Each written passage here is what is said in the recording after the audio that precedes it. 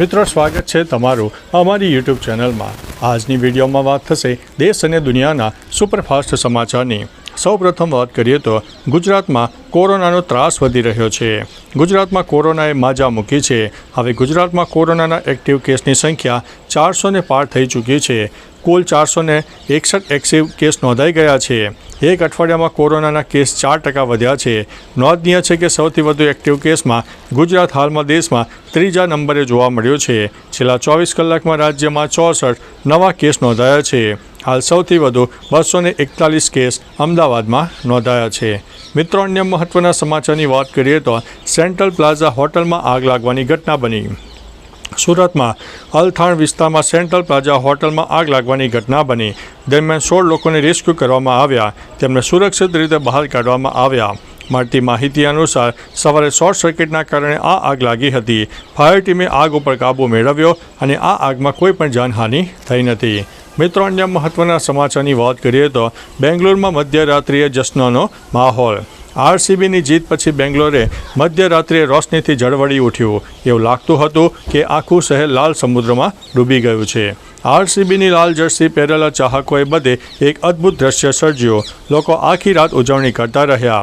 સાથે ઈ સાલા કપ નામદુના અવાજો સાથે ચારે બાજુ ગુંજી ઉઠ્યા। બપોરે 3:30 વાગ્યે બેંગ્લોરમાં વિક્ટરી પરેડનું આયોજન હતું। કર્ણાટકના સીએમ સિદ્ધારમૈયા સહિત શાસક અને વિપક્ષી નેતાઓ પણ આરસીબીને અભિનંદન પાઠવ્યા હતા।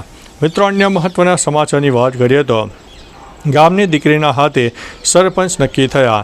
રાજ્યમાં ગ્રામ પંચાયતોની ચૂંટણીનો માહોલ જામ્યો છે। તેવામાં હવે ગામડાઓ છે જ્યાં સમરસ ગ્રામ પંચાયત જાહેર થાય છે। હવે બનાસકાંઠામાં સોઈ ગામના સોનેથ ગામે બાળકીના હાથે ચિઠ્ઠી ઉપડાવીને સરપંચ નક્કી કરવામાં આવ્યા હતા।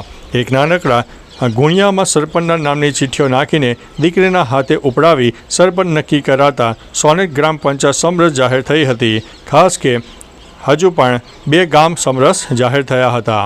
મિત્રો, અન્ય મહત્વના સમાચારની વાત કરીએ તો વરસાદી માહોલ। હવામાન વિભાગની આગાહી વચ્ચે ગુજરાતના દક્ષિણ વિભાગમાં વરસાદી માહોલ જોવા મળી રહ્યો છે। વલસાડ જિલ્લા અને આસપાસના ગ્રામ્ય વિસ્તારોમાં વરસાદી માહોલ જામ્યો। ઉમરગામ અને મહારાષ્ટ્ર બોર્ડર વિસ્તારમાં વરસાદ વરસી રહ્યો છે। અનેક વિસ્તારોમાં છૂટોછવાયો વરસાદ પણ ખાબકી ગયો છે। વરસાદને કારણે રસ્તાઓ પાણી થઈ ગયા છે। કેરી અને લીલા શાકભાજીના ખેતીના પાકને નુકસાનની ભીતિ સેવાઈ રહી છે। મિત્રો, અન્ય મહત્વના સમાચારની વાત કરીએ તો વધુ એક જાસૂસ યુટ્યુબરની ધરપકડ કરવામાં આવી છે। પંજાબ પોલીસે જાસૂસીના આરોપસર વધુ એક યુટ્યુબર જસબીરની ધરપકડ કરી છે। તેના જ્યોતિ મલ્હોત્રા અને પાકિસ્તાન હાઈ કમિશન સાથેના સંબંધો પણ નોંધાયા છે। પંજાબ પોલીસના સ્ટેટ સ્પેશિયલ ઓપરેશન સેલે જાસૂસી નેટવર્કનો પર્દાફાશ કરતી વખતે તેની ધરપકડ કરી છે। જસબીરના 11 લાખ યુટ્યુબર સબસ્ક્રાઈબર છે। તેના પર પાકિસ્તાની ગુપ્તચર એજન્ટ સાકિર ઉર્ફે જટ્ટ રંધાવા સાથે સંબંધો હોવાનો આરોપ છે। તે 2020, 2021 અને 2024માં પાકિસ્તાન ગયો હતો। મિત્રો, અન્ય મહત્વના સમાચારની વાત કરીએ તો રાજકોટ મહાનગરપાલિકાની સાઇટ હેક થઈ હતી। રાજકોટ મહાનગરપાલિકાની વેબસાઇટ હેક થઈ હોવાના સમાચાર સામે આવ્યા છે। જેમાં આશરે 400 જીબીથી વધુ ડેટા ચોરાયો હોવાની આશંકા છે। આ ડેટામાં ખાસ કરીને રાજકોટની શાળાઓ, બ્રિજ, હોસ્પિટલો અને સરકારી કચેરીઓ સહિત મિલકતોની માહિતી હોવાની આશંકા છે। મહાનગરપાલિકાએ BSNLની સાયબર સિક્યુરિટી ટીમને જાણ કરી। હવે તપાસ બાદ ખબર પડી કે હકીકતમાં કેટલો ડેટા હેક થયો। હવે તેનું શું થશે? મિત્રો, અન્ય મહત્વના સમાચારની વાત કરીએ તો આ ખેલાડીઓ પાસે CSK અને MI કરતાં પણ વધુ IPL ટ્રોફી છે। તમે જાણો છો કે IPL રમી રહેલા 2 ખેલાડીઓ પાસે CSK અને MI કરતાં પણ વધુ IPL ટ્રોફી છે।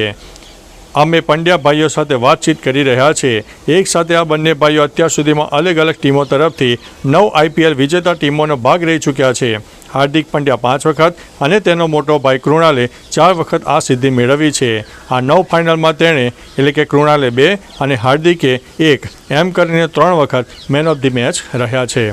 મિત્રો, અન્ય મહત્વના સમાચારની વાત કરીએ તો ચોમાસું કેટલે પહોંચ્યું। દેશમાં ચોમાસું વહેલું શરૂ તો થઈ ગયું। કેરળ અને મુંબઈ સુધી ચોમાસું તો વહેલું આવી ગયું। પછી મહારાષ્ટ્ર અને મુંબઈમાં ચોમાસું આગળ વધવાનું હતું। આના બદલે ચોમાસું ત્યાં જ અટકી ગયું। હાલમાં કોઈ સિસ્ટમ મોટી સક્રિય થઈ નથી। આ દરમિયાન હવામાન વિભાગે આગાહી કરી છે। તે મુજબ દક્ષિણ ગુજરાતમાં 14 થી 15 જૂન સુધી ચોમાસું પહોંચી શકે છે। મુંબઈમાં ચોમાસું પહોંચે પછી જ ગુજરાતમાં તેની એન્ટ્રી થાય છે। મિત્રો અન્ય મહત્ત્વના સમાચારની વાત કરીએ તો ચોરે સોના કે પૈસાની નહીં પરંતુ ચપ્પલની ચોરી કરી.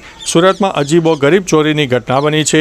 અહીં ચોરે સોસાયટીમાંથી ઘર આંગણે રાખવામાં આવેલા મોંઘાદાટ બૂટ અને ચંપલની ચોરી કરી હોવાની ઘટના સામે આવી, જે સમગ્ર ઘટના સીસીટીવીમાં કેદ થઈ. સુરતના અડાજણ વિસ્તારમાં ચોરીની ઘટના બની હતી, જેમાં મહાલક્ષ્મી સોસાયટીમાં ચોરોએ હાથ ફેરો કરતા ચંપલ ચોરી ગયા હતા. સમગ્ર ઘટના સીસીટીવીમાં કેદ થઈ હતી. રહીશોએ ચોરને ઝડપીને પાઠ ભણાવવા અપીલ કરી હતી. મિત્રો અન્ય મહત્ત્વના સમાચારની વાત કરીએ તો પીએમ મોદીએ દક્ષિણ કોરિયાના નવા રાષ્ટ્રપતિને અભિનંદન પાઠવ્યા. પીએમ મોદીએ લી જે મ્યાંગને દક્ષિણ કોરિયાના નવા રાષ્ટ્રપતિ તરીકે ચૂંટાયા બદલ અભિનંદન પાઠવ્યા છે. તેમણે એક્સ ઉપર પોસ્ટ કર્યું છે, કોરિયા પ્રજાસત્તાકના રાષ્ટ્રપતિ તરીકે ચૂંટાયા બદલ લી જે મ્યાંગને અભિનંદન. ભારત અને કોરિયા પ્રજાસત્તાક ખાસ વ્યૂહાત્મક ભાગીદારીને વિસ્તૃત અને મજબૂત કરવા માટે સાથે મળીને કામ કરવા આતુર છે. લી જે મ્યાંગની જીત દક્ષિણ કોરિયામાં ઘણા મહિનાઓથી ચાલી રહેલા અશાંતિનો અંત લાવશે. મિત્રો અન્ય મહત્ત્વના સમાચારની વાત કરીએ તો સોના ચાંદીના ભાવમાં વધારો. 4 જૂન 2025ના રોજ સોનાના ભાવની વાત કરીએ તો 22 કેરેટ સોનાના ભાવમાં 100 રૂપિયા અને 24 કેરેટમાં 110 રૂપિયા પ્રતિ 10 ગ્રામનો વધારો જોવા મળ્યો છે. 22 કેરેટના 90,900 રૂપિયા પ્રતિ 10 ગ્રામ છે, જ્યારે 24 કેરેટના 99,170 રૂપિયા છે. ચાંદીના ભાવમાં 1900 રૂપિયાના વધારા સાથે 1,02,000 રૂપિયા પ્રતિ કિલો ટ્રેડ કરી રહ્યું છે. મિત્રો અન્ય મહત્ત્વના સમાચારની વાત કરીએ તો વડાપાવની મોજ માણતી જોવા મળી પૂનમ પાંડે. સોશિયલ મીડિયામાં પૂનમ પાંડેનો એક વિડીયો વાયરલ થયો છે. આ વિડીયોમાં તે વડાપાવની મજા માણતી જોવા મળે છે. તેમાં જોઈ શકાય છે એક હાથમાં મરચું અને વડાપાવ લઈને તે પોઝ પણ આપી રહી છે. ચાહકો તેની ઝલક નિહાળવા માટે આજુબાજુ પડાપડી કરતા જોવા મળે છે. સોશિયલ મીડિયામાં તેનો વિડીયો વાયરલ થયા બાદ લોકો અલગ અલગ કમેન્ટ પણ કરી રહ્યા છે. તો ચાલો મિત્રો, ફરીથી દેશ અને દુનિયાના સુપરફાસ્ટ સમાચાર લઈને મળતા રહીશું. ત્યાં સુધી અમને રજા આપશો. નમસ્તે.